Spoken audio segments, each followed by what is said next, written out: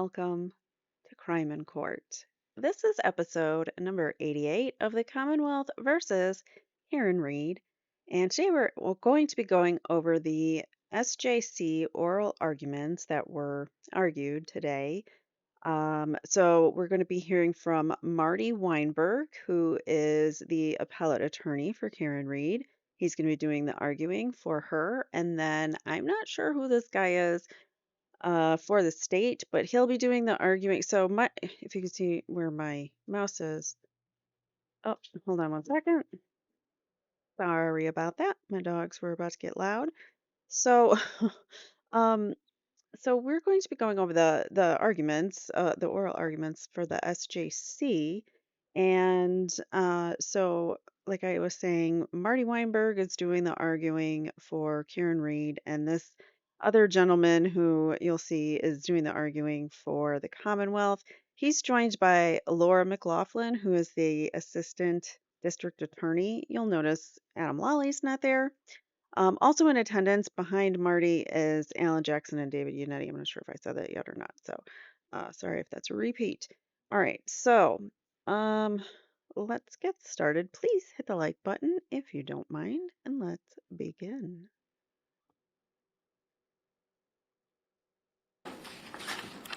Good morning, Chief Justice, Associate Justices Martin Weinberg on behalf of the appellant, Karen Reed.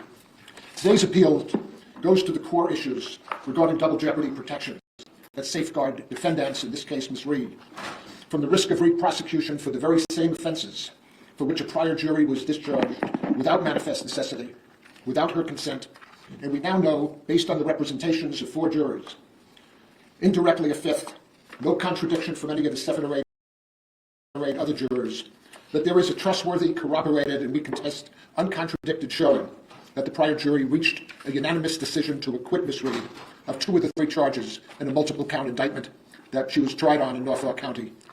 I want to first... What is the factual basis for your assertion that the jurors who contacted the DA's office are different people from the ones who contacted yours? I don't have a basis to... Okay, so when you say... Just so you know, they're going to interject with a lot of questions. They do ask a lot of questions of both sides, you're going to see. So it kind of gives you an idea of what issues they're kind of struggling with in their minds to come up with a decision, these justices. 7 or 8, that's speculative. The numbers are that 4 of the jurors directly contacted the defense. A 5th, there was indirect proof that a 5th juror contacted the defense. A juror who could have been... There's a 6th juror, a separate juror from the 5 that he's talking about that actually is a he didn't come forward to the defense or the Commonwealth, but he did come forward to Turtle Boy in an interview. In Carney, who has been covering this case, he wrote an article interviewing one of the jurors. He's interviewed 2 of the jurors actually, but one of the jurors he interviewed twice, and that juror confirmed that yes, they acquitted her on charges 1 and 3. One of the 5 could have been one of the 7. Okay, so you're not representing that it's more than 5? That's correct. Okay. What I am contesting is that there was no manifest necessity for the mistrial, which is issue 1. There was no consent, issue 2, and that this court's jurisprudence strongly suggests that the defendant has met her burden of production and is therefore entitled to a post-trial jury voir dire by the trial court, at which we contend the probability, if not the certainty, that that voir dire would result in proof that there was a final and binding... Mr. Weinberg, you jump all the way to acquittal, correct? Yes. Under Rule 27, the verdict has to be unanimous. Yes. It has to be a general verdict returned by the jury to the judge in open court. And the second element, the jury has to file a verdict slip with the clerk upon the return of the verdict, which is a written recital of that same verdict. Here, none of those elements were met. Correct. In the face of the juvenile case, in the face of Taylor, how is this an acquittal? It's less a matter of labels. I could call a judge, a unanimous Well, decision. you cite Taylor, which is the case in Quincy where the judge basically was a procedural defect in a complaint, and the judge, for lack of a better term, pulled the plug on the case, and we had to decide what was that. Was that procedural error, or was it a judgment on the merits? And we decided whatever the judge said, it was a procedural error. Yes. That case is an opposite to what this situation. So how do we say it was an acquittal without a verdict in open court and no verdict slip? I think you say that there was a unanimous decision made by the jury that is subject to the proof that would come from a post-jury voir dire. I don't contest that this court should just impose an acquittal and substitute a verdict because of the declarations. But that's a double jeopardy claim, right? Yes, it's at the core of double jeopardy that if we can prove, and I suggest we've more than met the burden of production of proof, more than many cases where this court has remanded for jury voir dires, that if that jury voir dire established, which is what we contend it would if ordered, that this was a final and unanimous decision made by the jurors, but they didn't announce it. The post-verdict inquiry is usually or exclusively limited to extraneous information in front of the jury, charges of racism in the jury room, etc.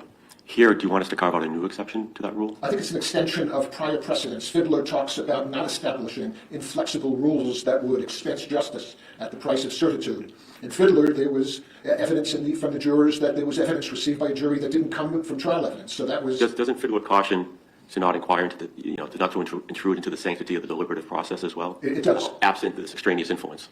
But the influence in this case is not extraneous. It has to do with the very deliberations that occurred, correct? I would argue that it has to do with the results of those deliberations and that a carefully set of questions preceded by an instruction to a voir dire jury. We don't want you to disclose why you reached a result or the content of your processes, but we want to ask you about a result. Did you vote on count one? How did you vote? You seek to impeach the written communication by the foreperson, correct?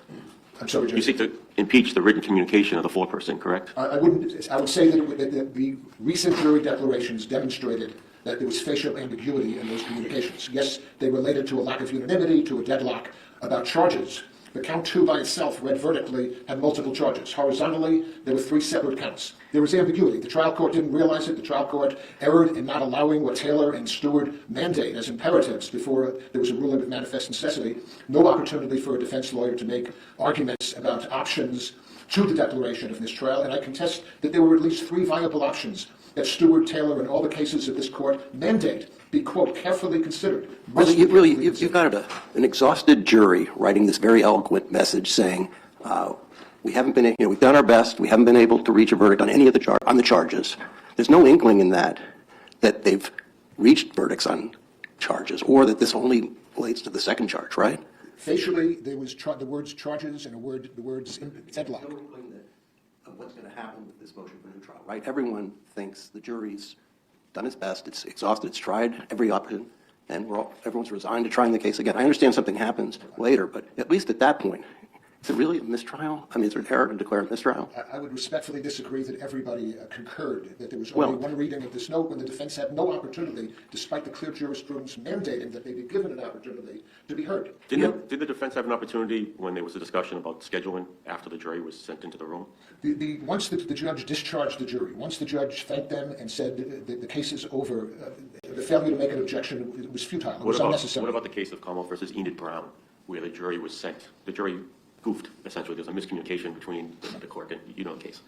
The jury was discharged, sent into the jury room, and then we said it wasn't error to bring the jury back after discharge to clarify the verdict. Had the jurors that signed that or that made these representations starting the very day after the announcement of the mistrial, if they had told the judge? I guess the point I'm asking Mr. Weinberg is there was a time period, and I get your point that it was hasty to not have consulted with the attorneys before bringing the jury in. But be that as it may, after the discharge of the jury, I'll talk to you later, as most judges do, the lawyers then talk about a scheduling conference and time of it. Wasn't there an opportunity at that point for the attorney to object and say, this is what should happen, these are my thoughts? There was an opportunity, but not a responsibility. The law in this case, starting 39 years ago with Stewart, places the heavy burden on the Commonwealth, which wants to re-prosecute a citizen in the face of the decision of the first jury, to recommend alternatives to the judge. And the trial judge found consent, in part based on the failure to make an objection. And I think we cut you off when you said there were three things that could have happened. Can you please tell us what those are? Yeah, one is the trial judge receiving this note, and remember, didn't read the note to the defense, didn't give them an opportunity to be heard, said bring the jury in. The jury comes in seconds later, 30 seconds if the court were to look at the video, which has been relied on by my brother as well as the trial court. The judge could have said, I've received this note. Does it relate to all or just some of the charges? That's not a coercive question and has no capacity to coerce, the jury into redeliberating. It would illuminate the implied ambiguity, which is illuminated by the jury declarations, that there were two ways to interpret the note. Don't you think we're supposed to assess the judge's decision-making or thinking in the context in which it occurred, which includes two previous notes reporting impasse? You argued very forcefully below that the jury had reached an impasse and for the Tui Rodriguez charge to be given. Yes. I'm assuming you made that argument in good faith. The argument was made in good faith. Yes, and there was no information intervening the second time you made that argument, no additional information about the jury's thought processes between that second note and the third note. I would respectfully suggest that when a defense lawyer asks... I'm not asking for an argument here. I was going to ask you for a reference to the record to indicate anything that happened in between the third note, the second note, and the third note. Yes. That would indicate any less of an impasse between the first, second, and third notes. Yes, what happened is that... I'm just looking for a record site. The record is the jury went out and deliberated for several hours, subject to a TUI instruction, which is designed to encourage a jury to reach a verdict when they've declared an impasse. Right, so I understand your answer to be there's nothing in the record to indicate that they were any less of an impasse than they were when they sent the second note. No, and I would contend that all three notes are ambiguous. The defense... That was not the argument you made below. The argument made by trial counsel was to argue not for a mistrial. They never asked for a mistrial. I understand, but there was no argument that these notes were ambiguous down below, correct? Down below at the trial court, yes, the argument made on the motion to dismiss was that there was ambiguity. Not at the motion to dismiss, at the time. They had no opportunity at the time to... First note, was there an argument made concerning ambiguity in response to the first note reporting impasse? No, there was a request Was there for any TUI. ambiguity argument made in response to the second note? There was a request for TUI. But the only time that I suggest matters is the third note where they had no opportunity to make that argument. Why would that be? Why would we just focus not on the totality of the three notes, but just the last note? Why is that, in your opinion, or actually citing any legal authority, why would that be the critical moment? Because before that, there's at least an impasse on one count, and there's no obligation on a trial court in terms of timing when to seek a partial verdict. When Judge Descasiano asked me for what the three alternatives are, one of the alternatives was simply to ask the jury what it meant. The second was to apply Rule 27B, which says before a mistrial, a court may request of a jury whether or not they've reached any decision on any of the other counts. The reporter's notes... At the moment of the declaration of the mistrial, what suggested in the notes, the three notes, that there was any agreement as to any of the three charges? Facially, they said they were at an impasse, and the court has an obligation to carefully consider all alternatives under Taylor and Stewart. There's no evidence on this record that the trial court made that consideration. Well, after the first note, she asked counsel and the prosecutor, what do you think? And I thought defense counsel argued they've exhausted their review of the evidence, and so give the TUI Rodriguez, and the prosecutor said, not yet. And she said, yes, no, not yet. And then there was the second note, where again, they report that they're in an impasse, quite eloquently. And again, at that point, the prosecutor says, don't give the TUI Rodriguez, and the defense counsel says, yes, go ahead and give TUI Rodriguez, and she considers that alternative and gives the TUI Rodriguez instruction. Yes. Now we have the third note. We've really tried on all the charges. Some of us agree that beyond a reasonable doubt, that the elements of each of the charges have been established. Some of us do not.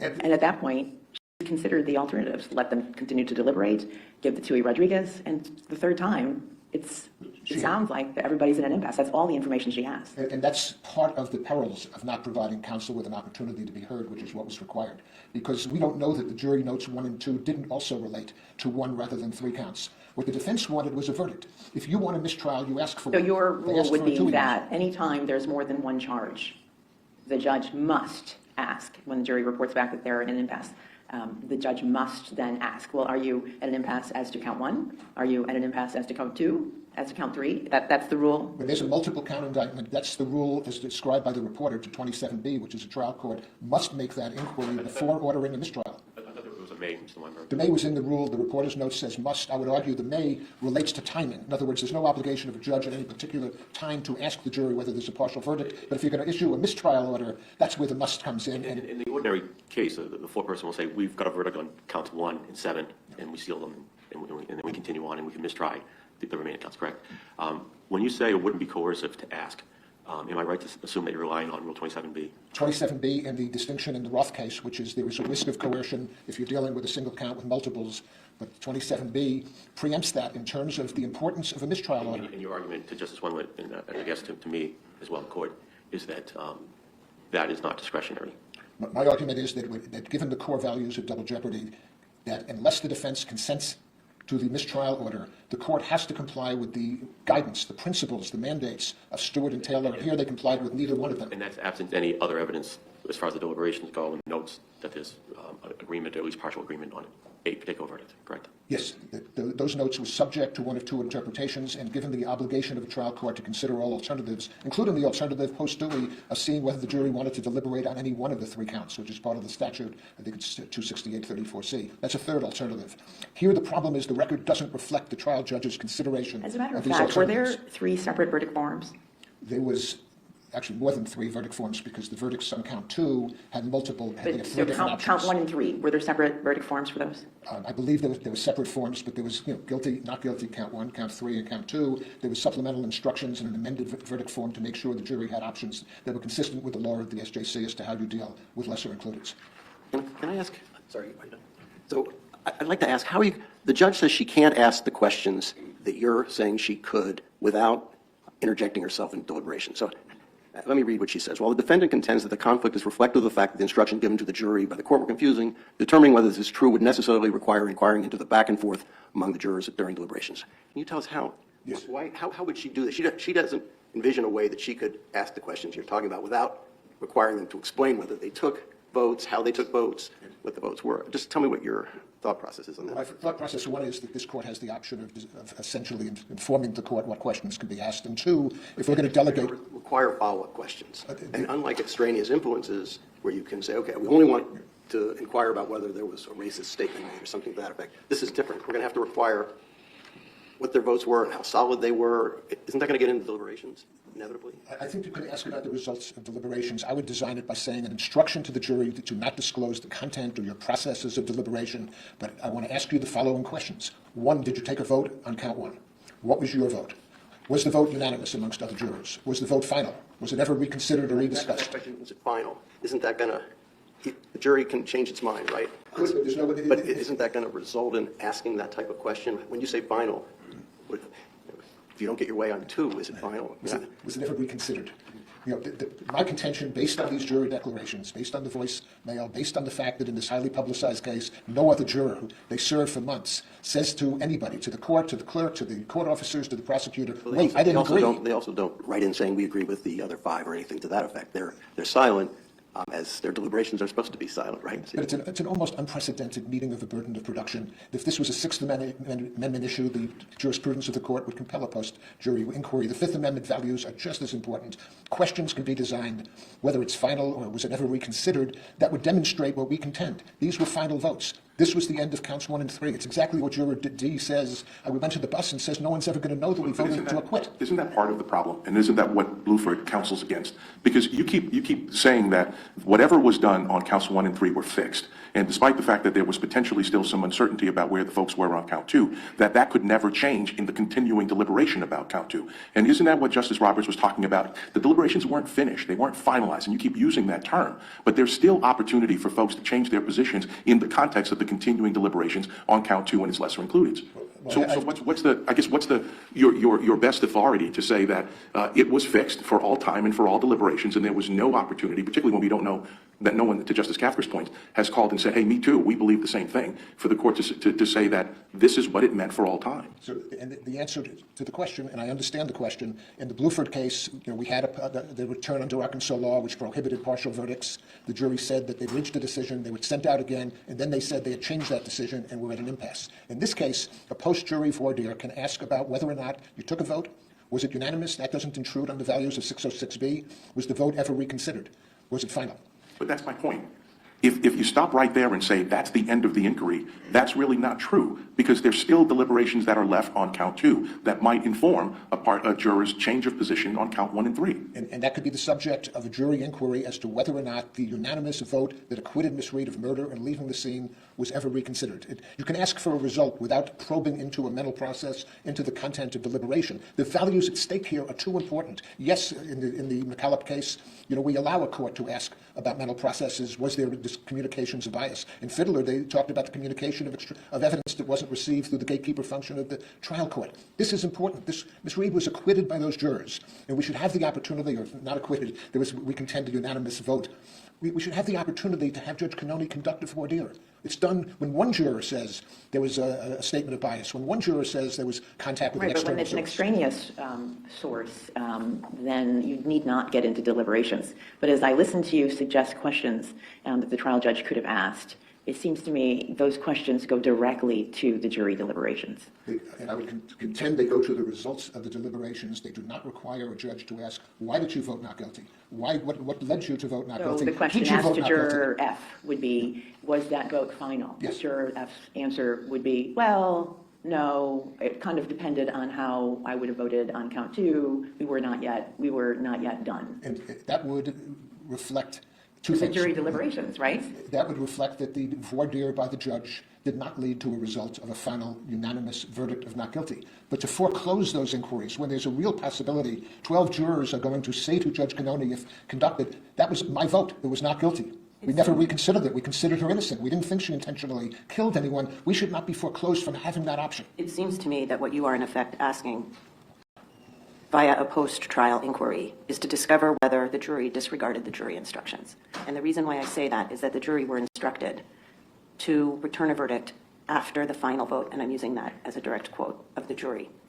So when they had a final vote, they were then to check the appropriate boxes as to each charge, then sign and date the verdict slips. And it seems to me, or at least please correct me, why isn't this post-verdict inquiry that you're suggesting actually an attempt to try to establish that the jury didn't follow the instructions? And we have a long line of jurisprudence that says we presume that the jury follows the instructions.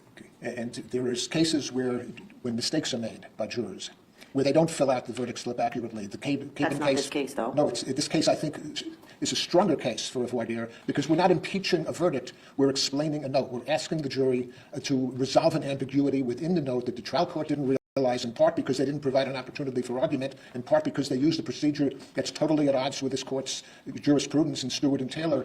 And before we get to the voir dire issue, we contest there was no manifest necessity. And before you shift back to that, what's the best case, best federal case, because we're interpreting federal law here, what's the best, closest case, and not an extraneous influence case, allowing this type of probing after, if we want to go back and read one case that's going to do what you want us to do, what's the closest case? It's actually a Mississippi case. I think it's named Martin versus State that the amici brief brief brought us to, where they read the It's a state newspaper. court case, Yes, right? it is. Any federal cases, because again, this is a federal constitutional issue. You know, there are cases where jurors correct verdicts. No federal case that has the, you're asking us to direct Judge Canoni to do this. I just would be helpful if you have a federal example that we can turn to, because we're interpreting federal law, not our own law here. Well, this court has a long history of applying we federal don't have any constitution. cases except extraneous influence cases. I'm just looking, again, your chance. You do Best have- case that we should look at for you. You do have one example, which is the McCulloch case, which follows a Supreme Court case and allows the jurors to disclose their deliberations regarding ethnicity and racial bias. Extraneous influence, it's different. It's internal to, I think it's closer to the core of 606B. No federal case we can turn to, for example. Nor has the prosecutor come up with any case to the contrary. This showing by this jury, it's not going to open the floodgates for post-voir dire.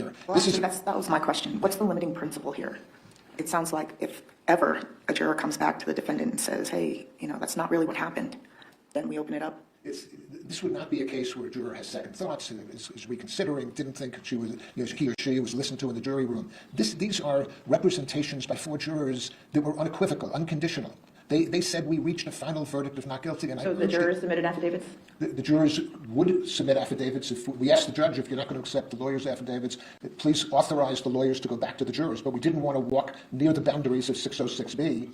The judge accepted the truth of the lawyers' affidavits as a substitute for the jurors' affidavits. But again, let us voir dire the jurors. The judge has the power to make a decision. Was there a unanimous verdict of not guilty? But our review is an abuse of discretion. Why was it an abuse of discretion for her to deny you that ability? Because the Stewart case says the deferential appellate review depends on whether or not there's proof of compliance with the principles set forth in Stewart, meaning did the judge carefully consider all the options? Did the judge give the defense a full opportunity? These were mandates, not discretions. They're conditioned precedent to the declaration of manifest necessity. It simply wasn't followed in this case. It wasn't followed the basic rules of Floyd P., which is when a jury gives a note, you share it with counsel, you listen to counsel, you get their views. We don't know whether counsel would have advised the judge about 27B. I would have asked the judge to ask the jury whether... Counsel, can I go backwards on that? Sure. Because part of I don't know what part of this goes into the calculus, but you have 2 extremely experienced trial lawyers.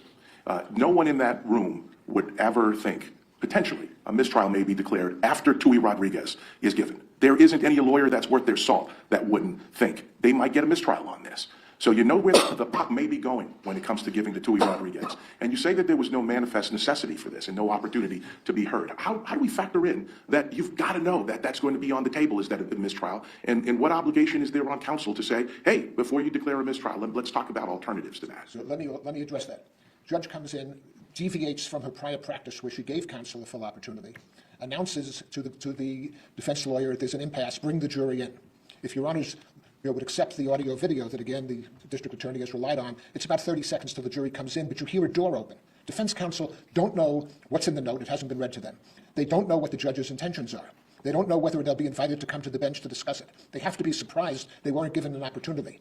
They hear a door open. The jury could come in 5 seconds, much less 30, and I stand before you with 52 years of trial experience to say no competent defense lawyer would risk the wrath of a judge or jury by interrupting that process, by making objections. So The judge said they're at an impasse, bring in the jury. bring in the jury, and you can actually hear a door open. Okay, So, and you have 30 seconds to object. but you don't know that it's not 5 seconds. You don't know the door's not open. You don't know the You jury can say, can't Your hear. Honor, may I see you a sidebar? In this case, that's happened repeatedly? No?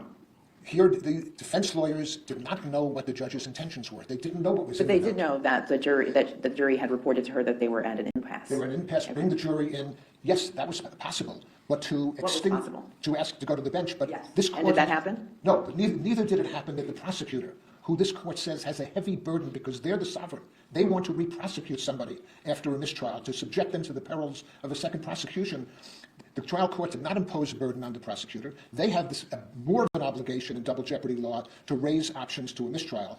And I don't think it's fair to conjecture consent or to penalize a defense lawyer when they have been relying on a procedure that's lawful, where defense lawyers have a full opportunity to be heard. They don't know what's in the note. She doesn't need the consent of the defense to declare a mistrial. She needs to determine that there was manifest necessity for a mistrial, After a correct? careful consideration of all alternatives and after giving the That may defense an explain why, opportunity. perhaps, the judge did not inquire, was because given, I don't mean to replow the same territory, but this was the third note.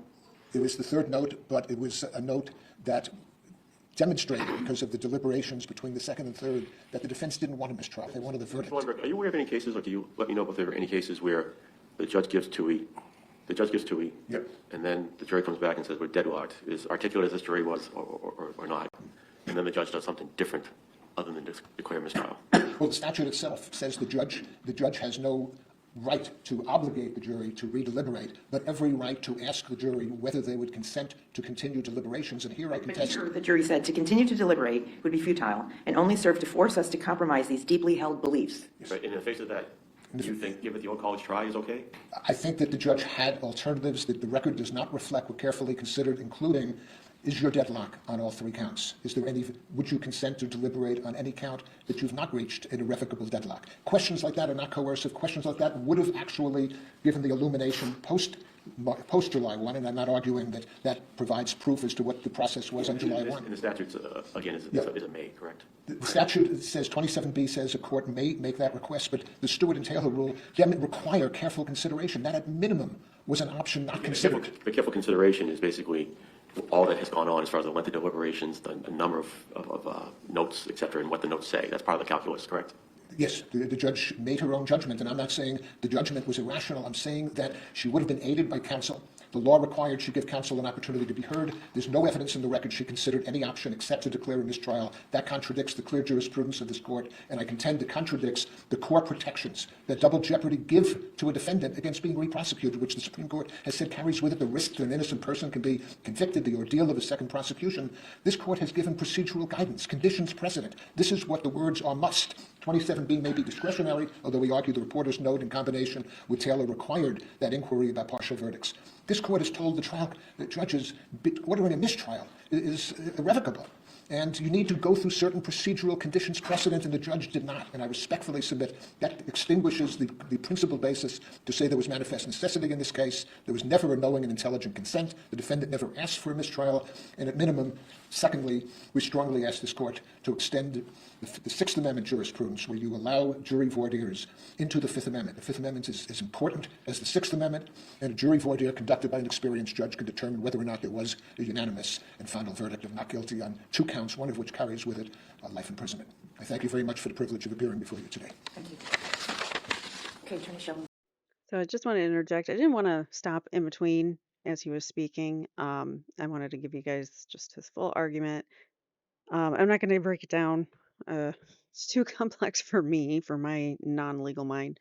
But basically, he's arguing, obviously, the judge shouldn't have called the mistrial without questioning the jury first. She didn't look at her alternatives, which that's an alternative to calling a mistrial, is did you reach count on any of the charges? That's all she needed to ask, and this whole problem would have been remedied. But no, now we're here.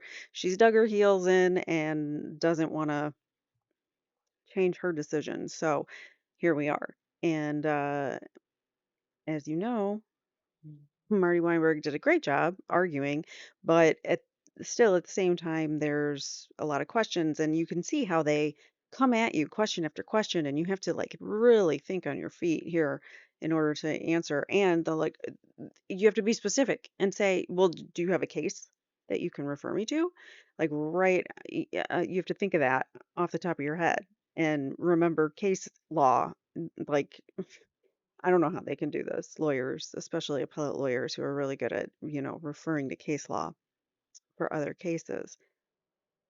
But yeah, so anyways, he was actually originally, both sides were given 15 minutes. He, I think, was speaking for about 25, so they extended his time, which means that's kind of a good thing because they actually want to hear what you have to say and they have a lot of questions. So they give you extra time so you can argue um, your side.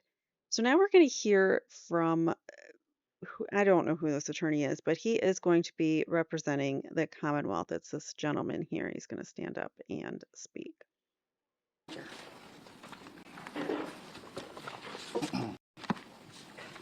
Good morning, Your Honors. May it please the Court, Caleb Schillinger for the Commonwealth. With me at council table is my colleague, ADA Laura McLaughlin. I'd like to start with the mistrial issue and emphasize a point that has been touched on through the questions of my brother, but that I think is important for the Court to consider, and that is the trial strategy here. As a general matter, absent some sort of definite indication from the jury that they're prepared to find a defendant not guilty on a charge, effective defense counsel is not going to ask the judge to start probing. We're not going to want the judge sua sponte to do that, because doing so runs the risk of extracting a guilty verdict and convicting your client instead of obtaining a mistrial across the board. But what do we do with the fact that after the third note, the jury is called in? There's not, unlike the first and second note where she says, okay, counsel, let me know what you think. Here, we don't have that opportunity. The judge did inform counsel that the jury was at an impasse, and I would argue at this point it is clear that a mistrial is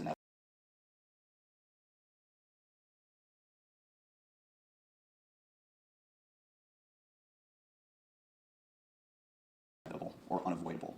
The jury has twice already returned deadlocked. The defendant has argued strenuously that they are deadlocked. They've been given I just realized I was muted.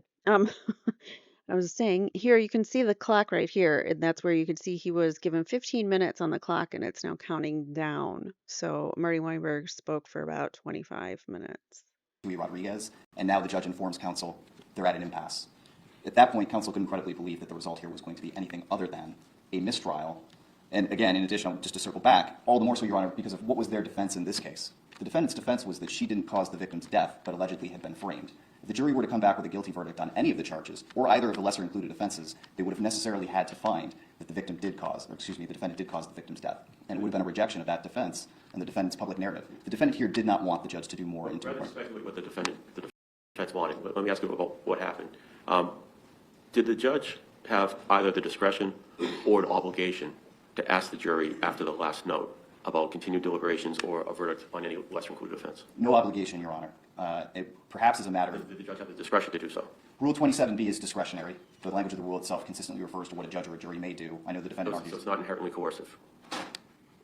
The So judge has the discretion, it can't be coercive, correct? well, no, it's a matter of discretion, and then consider the factors that inform the exercise of that discretion, and that's what the judge did consider here. On the one hand, the judge had no doubt, based on the jury's notes, that they had not reached agreement on any of the charges. Further, the jury's third note had triggered 234A, 68C, so they couldn't be compelled to continue deliberating. They made it abundantly clear they did not consent. Unless they want to. Unless they wanted to, exactly. But indicated that if they were forced to continue deliberating, any verdict they returned wouldn't be a just verdict. It would be the product of compromising their deeply held beliefs and moral convictions. You have that on the one hand informing the exercise of discretion. On the other hand, you have strong countervailing reasons that argued against making further inquiry here, which is the potential for coercion. You have a jury that has sat through a grueling 10-week trial, nearly 100 witnesses, hundreds of exhibits. Now 4 or 5 days of deliberations. They've returned 3 times indicating that they are deadlocked, they are at an impasse, and they do not want to continue to deliberate. But counsel, I'm sorry to interrupt you on that because I don't want to miss this point. But wouldn't that go to the calculus of manifest necessity? Because all of those things seem to be the reasons why you would tell counsel about the last note and say, what do you think? Because you have gone through this 10-week trial. You have gone through the impanelment process. You've spent a lot of time, energy, and money, anxiety, and angst in this trial. Why wouldn't we talk about what potentially we could do short of saying, mistrial, let's start again? Certainly, Your Honor, and I think, in hindsight, seeing, the quote-unquote remarkable turnaround of the defendant's position, would it have been better, would it have been preferable for the judge to take that extra step, perhaps, and another judge might have done that. But here, given the progression up to the third note, and in particular, given the defendant's response to each of those two prior notes, I think the judge could reasonably conclude the jury is at an impasse, there is a manifest necessity for a mistrial, there is nothing more to be done here. And in fact, in her order denying the defendant's motion to dismiss, the judge did say a mistrial was inevitable. You can't find consent, right? If you don't ask, the consent is out the window, isn't it? I don't agree, Your Honor. Really? You find consent through the lack of an objection here. Even the burden of proof is on the Commonwealth. There's no opportunity whatsoever for the defense counsel to raise anything. I get you may have manifest necessity, but I don't see how you can get consent when they haven't been consulted in any way. They were consulted in response to the first two notes. And what was the defendant's response to those notes? It was to argue in favor of due and thorough deliberation and accelerate the process at every step toward a mistrial. But pushing towards a verdict is different from, that's different. I mean, if they want a verdict, because they want Tui Rodriguez doesn't mean they've consented to a mistrial. Even so, Your Honor, they had opportunities to object. They could have objected while waiting for the jury to enter the room. 30 seconds is ample time to at least ask, maybe be heard at sidebar, Your Honor, after being informed that the jury's at an impasse. They could have brought the issue up again during the scheduling conference after the jury was excused to the jury room, and even after that, they still could have brought it up. And we cited in our brief Fuentes as an example of where a defendant lodged an objection after the fact, after the jury had been excused to the jury room, and at that point the judge did still consider counsel's arguments. And I think, given the defendant's response to the prior notes, it being clear what the defendant was advocating for here, and at the point of the third note, it being unavoidable based on manifest necessity to declare a mistrial, the absence of an objection here, or even asking to be heard, Your Honor, indicates consent. You might have, I know it probably is in your brief, but what's your best case for that? This case is closer to Pellegrin, Your Honor, and very different than Horrigan. Mm-hmm. So as between the two, certainly where there is something abrupt that happens that is inconsistent with the way defendant has conducted him or herself, the approach that they have taken during the trial, it would be difficult to find consent. Horrigan is an example of that. Judge comes in, abruptly announces trial judge is unable to preside on declaring a mistrial. There was no indication there that the defendant was in agreement with that. But here, again, where you have the defendant advocating for the result of a mistrial, the ultimate conclusion of it, when it is then ultimately declared to not... How do you know the defendant is advocating for a mistrial as opposed to pushing a verdict?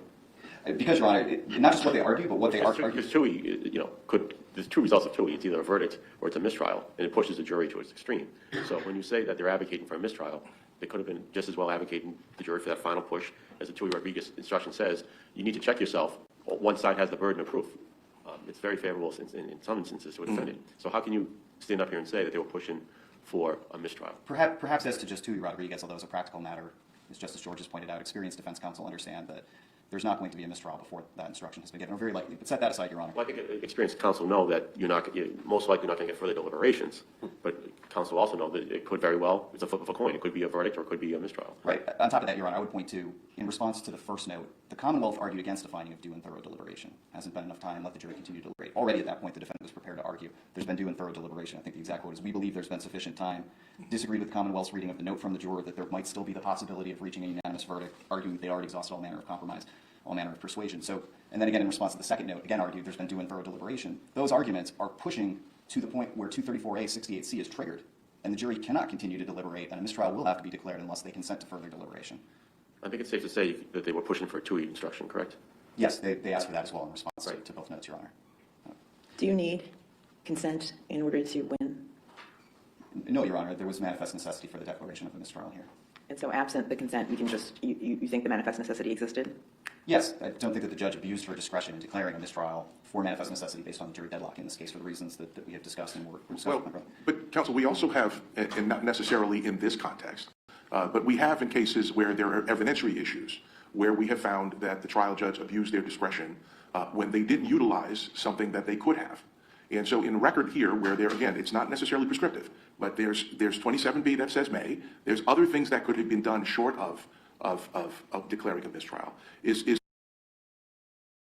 There could be an abuse of discretion because there's nothing to suggest that she went through the progression of what she could have done short of declaring a mistrial, which directly goes to not giving defense counsel an opportunity to say, hey, we've got all our heads in the courtroom. Let's all collectively think about this, and perhaps we can all come to some other vertical other than declaring mistrial. Yeah, and I think it's clear from the judge's order that she was cognizant at the time of these countervailing considerations, looking to the jury's notes, the lack of any indication of agreement on the charges, balanced against the risk of coercion, the defendant's trial strategy, and the fact that the defendant had not been advocating for the judge to do something more. I think it's clear that the judge was aware of these considerations and balanced them in a way that was not an abuse of discretion. Might a different judge have reached a different outcome here? Perhaps.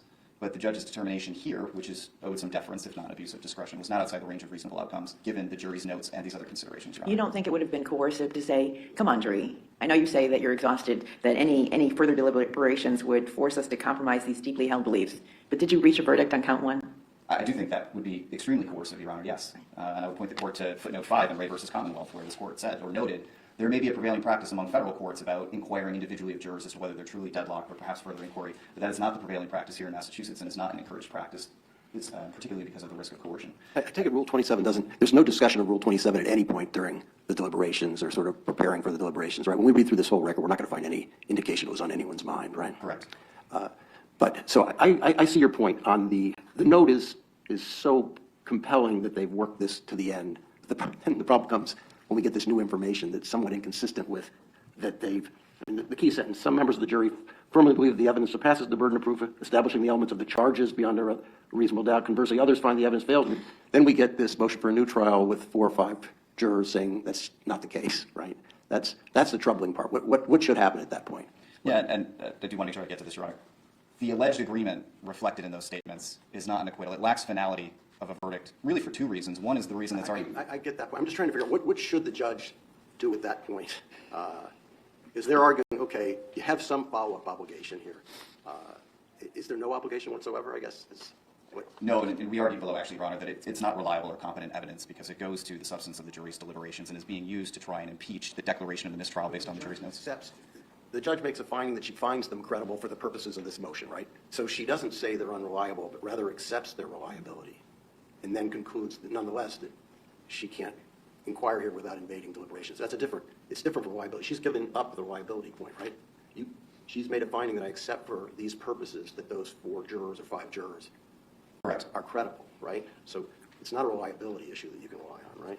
Correct, but the judge also correctly or properly ruled that it would not be appropriate to conduct some sort of post-trial inquiry at this point for a number of reasons. One, a mistrial was declared, this jury was discharged, they've now been discharged for 4 months. They have no power or authority at this point to come back and render a de facto verdict. Well, the request is to inquire of them, which we said you can do in Fiddler and McGowan et al., right? But not to get into their deliberations. That's separate matter. You said that, you can't bring this jury back. You can bring them back for post-verdict inquiry. Well, it's under the guidance of Fiddler, et cetera, right? It's one thing, Your Honor, to bring a jury back and inquire as to extraneous influences to determine whether a verdict that was returned and affirmed may have been the product of other than a fair and impartial jury. It's quite another to bring a jury back to essentially construct a verdict that was never What Mr. returned. Weinberg argues is what we protected are the Sixth Amendment rights to a fair trial, but he says we should expand our law, as I understand him, to include the Fifth Amendment right and double jeopardy protections as well. What's your response to that? Why not? I agree with the reasoning of the appeals court in Di Benedetto that it can't simply be the fact that it implicates a core constitutional right to allow for this sort of inquiry. And here, unlike... Why not? Why is the Fifth Amendment any lesser of a right than the Sixth? It's not that it's any lesser of a right, Your Honor, but although it is different than the Sixth in that here there's a balance of 2 competing public policy considerations. It's not simply the defendant's right, there's the public's interest and right as well. So it is different than, for example, the Sixth Amendment right. Well, doesn't the public have an interest in finding out the truth of what the jury decided? They have an interest in a just judgment that is in fact a final outcome or final verdict here. But setting aside whether expanding it might be appropriate, it cannot be done in this case without getting into the substance of the deliberations, and I think my brother revealed that under questioning. There are several issues with it. One is, again, this jury has been discharged now for more than 4 months and has been subject to extraneous influences, potentially including harassment. We've sent back jurors on race. I can't remember how many years. It was like a decade later or something. Timing's not going to be a winner for you, is it? It has to be. No, that by itself, Your Honor, is not a reason not to do it. I'm raising it as an additional consideration or concern here. But there are others as well, which is it's not simply a matter of bringing a jury back and trying to ask them a yes or no question. That's not how juries reach verdicts. We ask them to engage in group decision-making, collective discussion, review of the evidence. So our post-verdict inquiry is guided, and we always say to the jurors, and we tell the trial judges, you have to instruct the jurors, do not tell me about the contents of your deliberations, answer this specific limited question. And the limited question posed by the defense, and I think in the ACLU brief, is did you reach a verdict essentially on counts 1 and 3, or was it an acquittal? Right? I don't know that was the specific question they proposed, but I understand. I take Your Honor's point. However they phrase it, it's a limited yes-no question. Yes, and my point is that's an artificial inquiry. Or take, for example, have you reached a verdict? That in and of itself is a standard question, right? That can't be crossing the line, right? Or is it? No, but again, I want to reemphasize the point that was raised earlier, which is imagine a juror had tentatively agreed to find not guilty on a particular charge. If that was subject to further deliberation or consideration, maybe the juror wanted to see what happened with the other charges. You now bring the jurors back and you simply ask them, I don't want to hear anything else, I just want a yes or no. It doesn't give that juror any opportunity to explain that their agreement was tentative at that point. And so it's an artificial exercise to say. Is that what Bluford, is that Justice George asked your brother counsel about Bluford? Is Bluford the answer for you, that that's what Chief Justice Roberts was saying in Bluford, that it's always tentative? Or is it's only in lesser included that works? Because I asked Mr. Weinberg, is there a federal case right on point that we can look to? You at least have Bluford. Is Bluford controlling? And it's the Supreme Court. I would argue that it is, and I'd actually take it one step farther, which is not only is there the concern that was raised in Bluford that the perceived agreement or unanimity here may have been the product of a very early discussion subject to further deliberation, but jurors are free to change their mind and change their vote right up until the verdict is affirmed and recorded. They could vote guilty, walk into the courtroom, and at that point change their mind and say, you know what, I think the defendant is not guilty. So even if, like counsel wants to argue, this was a final vote, this was a final decision, you still can't rule out the possibility that any juror was free to change their mind had they been required to go through the full exercise of rendering and affirming a verdict. Can I ask, is their argument what Justice Sotomayor wrote in dissent in Bluford, or is that different? To characterize counsel's argument, I think that they are relying on that for the notion of there being an acquittal in substance, not form. Although if you look at the cases Justice Sotomayor cited for that proposition, they're all cases involving judicial rulings. They're not jury determinations. I'm not aware of any federal authority that supports the proposition that there can be an acquittal in substance but not form, or I guess more to the point, says that a state cannot impose the requirement that a verdict be affirmed and recorded. I think, if anything, Bluford acknowledges that that could be a perfectly legitimate requirement where it said, take the defendant's argument here on its own terms. It wasn't a final result, quite apart from the requirement to render a verdict or a judgment. So I think Bluford does support our case, Your Honor. I just do want to emphasize that it's not only just the possibility that there could be a change of mind during the deliberations itself, but even after that. Is Bluford limited to lesser included, or is Bluford broader than a lesser included opinion? I don't read it that way, Your Honor. No, I read it as the general proposition that there are multiple charges, whether they're lesser included or not. Jurors remain free to go back and revisit a prior vote. In fact, I think the court said that although Arkansas was an acquittal-first jurisdiction, nonetheless the jury remained free to go back and revisit a prior vote because that's what jurors do, and it wasn't inconsistent with the instructions.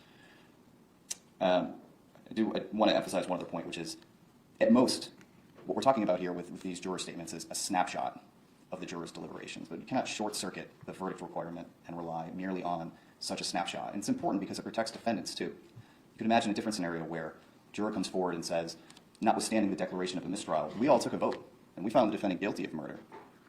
If the Commonwealth were to come forward and say, effect should be given to that vote, there can't be any serious doubt that the defendant, whether in this case or in a future case, would argue that is not a valid verdict and shouldn't be given any consideration.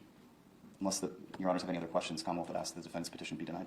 Okay, thank you very much. Thank you. Court, all rise, please. And that's it. So that's how they ended it. It almost, to me, it seems like their questions were a little bit harder for Marty Weinberg versus this guy. But what's your impression? What do you guys think? I felt like it was a little more contentious with Martin Weinberg with their questioning. However, some of their questions to this guy and his answers, I'm like, are you kidding me? Like, it's coercive to ask, was this your verdict? What? How is that coercing someone? I don't get it. I just don't get it. The difference between the way the Commonwealth thinks and the way normal people think, it just doesn't make any sense to me. But that's why we're here and why we have courts, apparently. So that is the end of the oral arguments. We don't have, there's no timeline for a decision from the SJC. It could take them months to come up with a decision, which Karen doesn't have months because she's going back to trial right now it's still scheduled for January 27th. They are trying to schedule it for both the prosecution and the defense came together and filed a joint motion. It was mostly the prosecution who wants it. They wanted to continue the case until April 1st of next year. Maybe we'll find out this week or so if Judge Cannoni allows that or not. We'll see. It was a joint motion, so that means both sides want it. But they also did that right before trial. They both filed motions to continue for like another month or so, and she denied it. So, and that was the timing. Then they had just received over 3,000 pages of the Tui Rodriguez discovery that came in from the feds, and Karen's team was still going through all of that, I'm sure, and trying to make ends, trying to figure out what everything was and try to figure out how that helped them their case.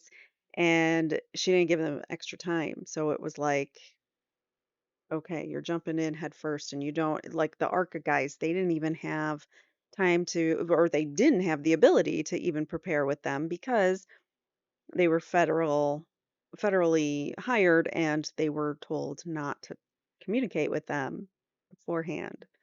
So there were a lot of things that were holding Karen's defense team back a little bit in getting to the truth, and this is just another issue in that the Commonwealth wants to say that somehow it's coercive to ask the question, did you reach a verdict on any of the counts? I guess that's not allowed, according to this guy from doing the argument from the Commonwealth. So hopefully we get some response shortly because, like I said, January 25th is going to be right around the corner, or January 27th. Sorry. So January 27th is when we are scheduled to go to court, and she's going to be retried on all three counts if the SJC doesn't step in and do something. So at this point in time, it's your guess is as good as mine if she's going to be tried for one count or all three counts, because I don't have a feeling of what this panel is thinking. It's a 7-judge panel, and who knows? It could go anyway. And a lot of YouTubers and people who have commented on this case do not think that it's going to go anywhere. So I don't have a whole lot of hope that this is going to actually help Karen in the long run, but this is the step that is needed in order to determine if she can fight those two charges, since she was, according to at least 6 jurors, acquitted on those counts. So we'll see what happens. Let me know what you guys think in the comments below. Please hit the like button on your way out, and I will see you guys in the next one. Take care. Bye now.